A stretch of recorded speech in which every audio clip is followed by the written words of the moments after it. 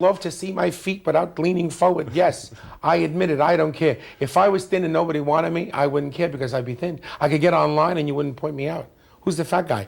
I would be right there with all the rest of the people. I would love to be normal. Are you kidding? I'd love to have a lot of hair. I want a lot of hair. I want to wake up in the morning with a big bunch of hair in my face like this. Right here, like hair hanging. I'm going to go like this. I want to say, oh, it's morning. I want to do that. I want that badly. I would like very much to put on a belt that just is this long instead of a belt that's that long. You know what I mean? On my belt looks like a boa constrictor. I mean, it's a big belt. You know what I mean? It's a huge, long thing. And I would love to go through life saying, this is my belt. You know what I mean? I would love that, yes. And have underwear that you don't have to hold up, and if you leave it in the street, a Puerto Rican family lives in it. Is there anything that scares you? Yeah. The thing that scares me is being alone. I think I wouldn't like that at all. It has to do with family again, and you know, because I think I like to get older with somebody around, because I think that you can go bananas being alone, you know. And a tomato, once in a while. I need a tomato. If they take tomatoes away from me, I don't know. And fresh basil. If I have tomato, fresh basil, and some people, I'll be all right. Coming up, James Darren. I want to lose weight, but which one? I don't know about all these, but Dynatrim works for me. How much have you lost? Well, this is what I looked like before. You did lose weight. 10 pounds in 1 month. And Dynatrim is so thick and filling, it helps me lose weight without feeling hungry. Come on. Really? With Dynatrim, I feel full, satisfied. And you're still losing weight? Without feeling hungry. The Dynatrim weight loss plan fills you up to trim you down. Because sometimes the day ends and the pain doesn't, we're introducing new Tylenol PM with extra strength Tylenol pain reliever plus a gentle ingredient to help you sleep. New Tylenol PM so you can rest easy. They think they're so grown up, but they're not big enough for an adult dose of cold medicine. New Pediacare chewables for ages 6 to 12. Just the right strength for an older child's cold. New Pediacare chewables. Here comes a small wonder. Here comes comfort for constipation. A laxative called Dulcolax. It's comfort-coated. Dulcolax is the only leading overnight laxative that is. It's specially coated not to upset your stomach. And more doctors are comfortable recommending Dulcolax than other overnight laxatives. For overnight relief, try gentle, comfort-coated Dulcolax. Small wonder. My gynecologist said she'd been through it and you couldn't cure a recurrent vaginal yeast infection fast enough. Gynolotrimin. She said nothing cures faster or more effectively. It brings me early treatment and early cure. Gynolotrimin. Early treatment, early cure. Got great curves?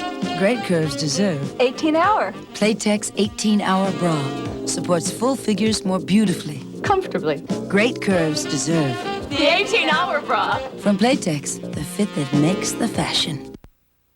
It very well may be she's just a baby speaking romantically. When a sexy surfer called Moondoggie sang to an adorable tomboy named Gidget, James Darren became an overnight teenage idol. Gidget is the one for me. Hey, you don't look very good. I better see if I get one of the guys to drive you home.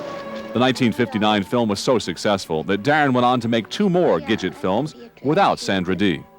In 1961, Moondoggie followed Gidget to the islands in Gidget Goes Hawaiian, with Deborah Wally playing Gidget. Everybody wants to go to Hawaii. The surf down there is sensational. They have some waves 30 feet high. 2 years later, Cindy Carroll played another Gidget, and they were off to Rome.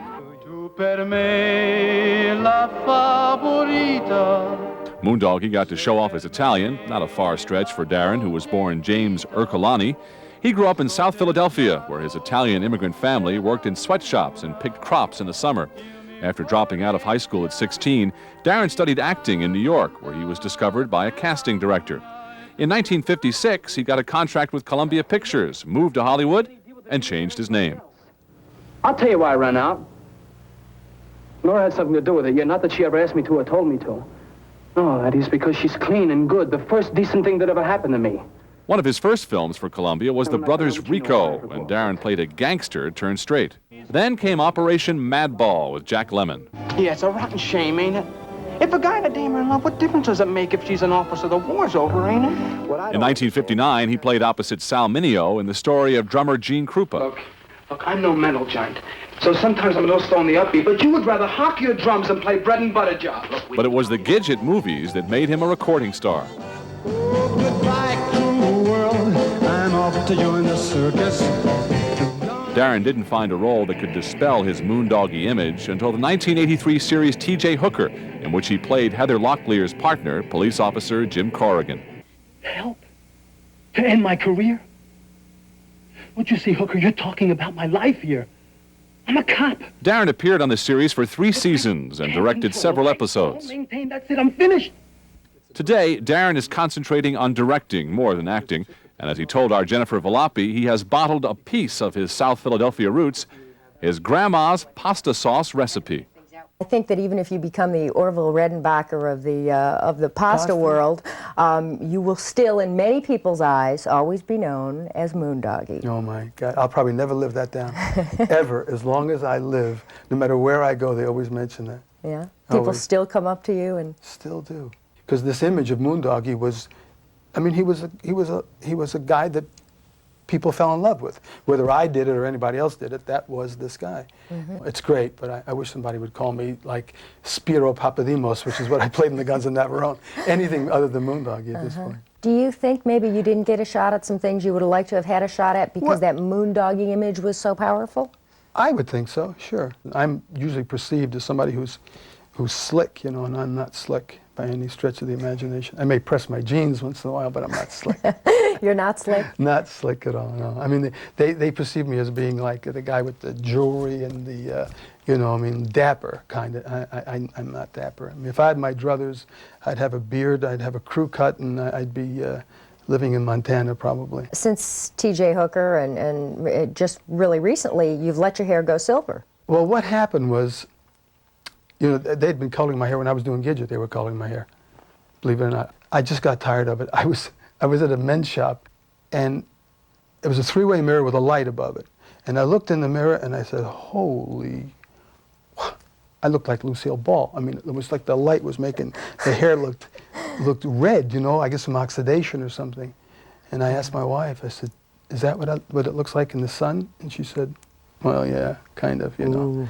So I went home, took my clippers out, and I shaved my head. Shaved it? Shaved it. Bald? Nearly, about 1/8 of an inch. Yeah. I don't mess around. I go all the way. If I'm going to do it, I do it.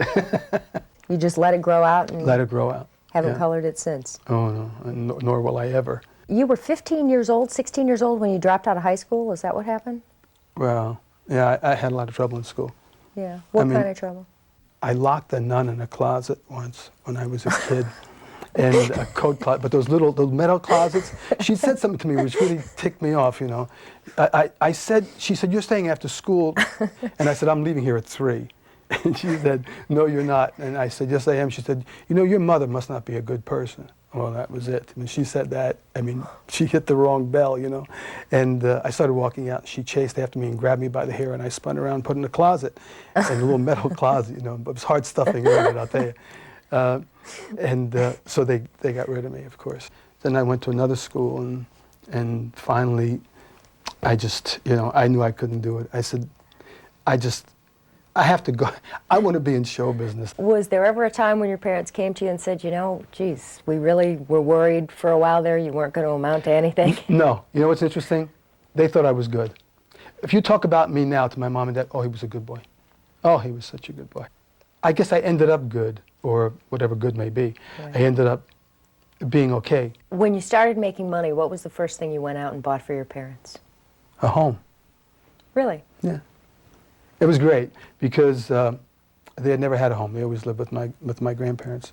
I went back to Philadelphia, and I took my mom and dad in the car, and we drove around. I had the key to the house, you know. They had no idea what I was doing. Mm-hmm. And I said, gee, look at that house. Isn't that something? Isn't that cute? My mom said, oh, such a beautiful house.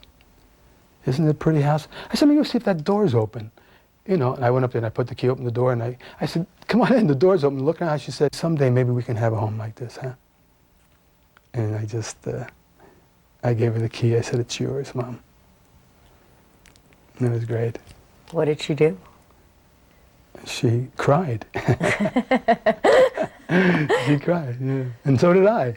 Your first marriage, right, although it ended in divorce, right, was really a very romantic story, wasn't it? It was your teenage sweetheart. Right. You pretended you were Jewish to woo her oh, yeah, family. Absolutely. Yeah. I pretended that my name was Jay instead of Jimmy because her dad wanted her to go with a Jewish guy, you know. And we were married secretly. In fact, just before I got my contract with Columbia Pictures, we got married. And then she became pregnant, and we had a son, Jimmy, who's terrific, great kid. You have 2 other sons, so you have 3 children all 3 total. boys. And you have now been married for 31 years. Yeah. How Probably the most unnatural thing in the world to be, right? Why do you say that? Well, because, I mean, I love my wife. We get along. We have a great marriage, great relationship. She's a great woman. But is it really normal for 2 people to be together for such a long time? My wife hears me, she'll probably want to punch me out, you know, but I mean, it has nothing to do with being happy. It's just that it's incredible that 2 people can do that. I don't think that I've set any records, don't get me wrong. I know people have been married longer than me. Not happier than me, for sure, but longer. And it's incredible. You know, you want to do what you want to do sometimes. I want to move to a little ranch. I'll be very happy, you know. Brushing down the horses, doing things like that. My wife would never do that. So you kind of alter your wants and your desires and your life to meet, and she does, I'm sure, for me too. You know, I mean, putting up with me is no charm, believe me. It's not that easy. But you know, she should have a few medals on her. So looking back on your life, what has given you the greatest joy to this point? Probably my sons. My wife, of course, but without her I wouldn't have my boys, but my sons.